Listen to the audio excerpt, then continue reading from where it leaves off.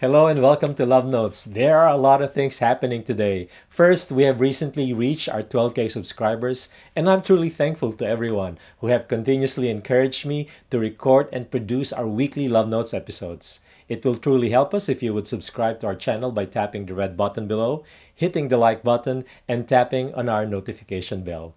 I'm also happy to announce that we have recently launched our official Dear Joe TV website, where you can be in the know about everything and anything related to Love Notes. Send your stories, watch episodes, listen to podcasts, and more. Please check out www.dearjoe.tv, and I would love you to be part of our ever-growing Love Notes community. I hope to see your name on our mailing list. And lastly, this is the day where we're going to premiere the first and official Love Notes introduction video. So it's all exciting for me, and I hope it is for you too. Sometimes, letting it out can make a big difference. Oh, yes. And sometimes, you gotta let your heart speak. You gotta let your heart speak. You gotta let it out. No matter what you're going through. Yeah. I know how you feel. I know it's hard to reveal. But let your heart speak. Sex, they say no. Yes, trust, love knows. Joe, the pain goes, love knows. It's Joe, the pain goes, love knows.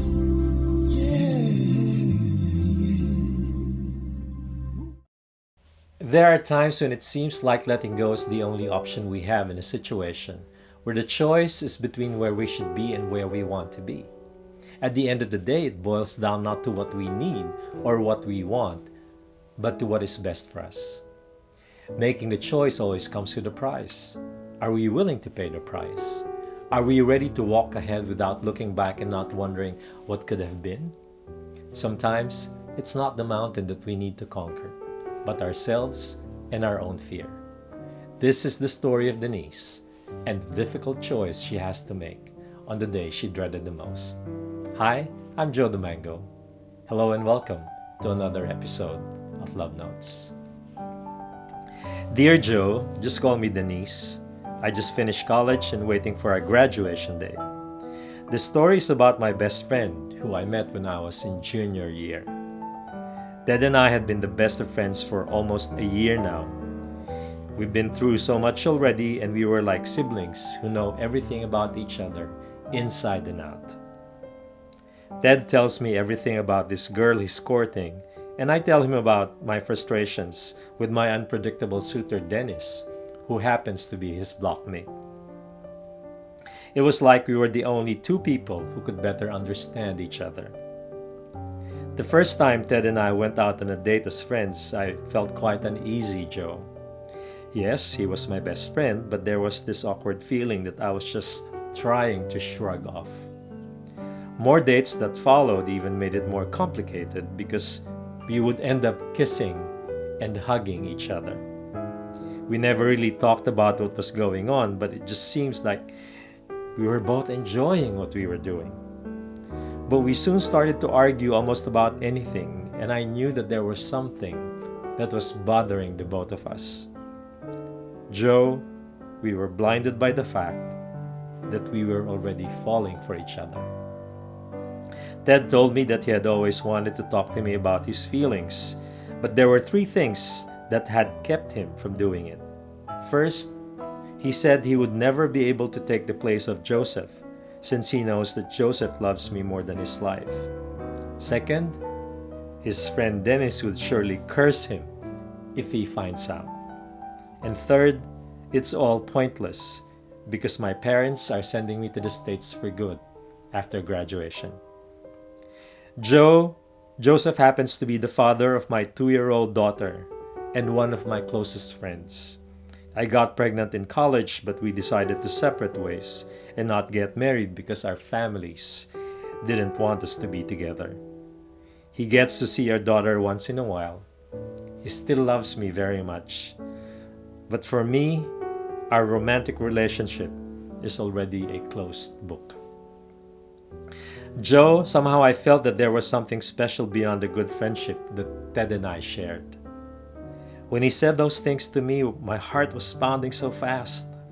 Not only because I never really thought he felt that way for me, but because somewhere I know deep in my heart that I feel the same way for him. We both cried because we know we were both in a very sensitive situation. We realized that we loved each other so much, but there was this part of me that I guess was still quite unsure. So I told him we'll just go with the flow, because many people would get hurt if we pursue our attraction towards each other. Ted had given up his friendship with Denisse, and he's accepted that Joseph is still the father of my baby, and that I have every right to let him see our daughter. But now he comes over to my place, and Ted would bring food, talk, and play with my daughter, who cherishes him like her father. The other day, Joe, he gave me a pair of lovebirds. I have been asking God that whoever will give me those would be the man with whom I would be spending the rest of my life with. I knew it was a confirmation, and I had to make a choice. But in the midst of my confusion and a lot of uncertainty, I decided to play it safe and just leave things unsettled. I never thought that I was hurting more people along the way by doing that. After a few months, Ted came over and told me that he will stop pursuing me and would just move on with his own life because he feels that no matter how he tried, it seems like he will never be able to make me happy. He told me that he's giving me the space I need to see if it was love that I really felt for him. A few days ago, when I've last talked to him, I've asked him if he could set aside this thing about love and just work on bringing back our friendship instead, just like how it was before. Joe, he made it clear to me that he doesn't want to talk to me anymore because the more he sees me and the more he hears my voice, the more he falls for me, and he doesn't want that to happen again because it just hurts him to the core. And that really hit me in the eye. He loves me, and I've told him that I also do love him, but he doesn't want me back anymore. I cannot afford to lose him as a friend, but I can lose him as a lover. And I cannot do anything, Joe. Just like the last time, with tears silently running down my eyes, I let him walk away without a fight. If I only had known that things would just end up like this, I would never have allowed us to cross the line of our friendship. Perhaps it was meant to happen this way. I just hope that someday in the future, we will cross our path again. And I will always remember and hold back in my heart and in my mind what he told me before. Denisse, if we are still both single at 45, we will marry each other. Joe, the day I dreaded the most came when my parents told me they're sending me to the States this February. They say it's for my sake and for my daughter's own sake. I look back regretting many of the decisions I made in my life, the questions that keep haunting me as I cry myself to sleep are, why can't it be the two of us? And would I be happier if I stayed back and accepted his proposal? My daughter loves him, but I'm afraid of what the future holds for us. I have made my decision based on fear, and I hope that this is something that I would not regret for the rest of my life, or at least until I'm 45 and Ted is still single. I only have thoughts of what I could regret in the future, and the fear of missing out on this opportunity to be with a man I truly love. Please shine some light into my dark path. I love Ted, and I was never really ready for him to leave. Sincerely yours, Denisse.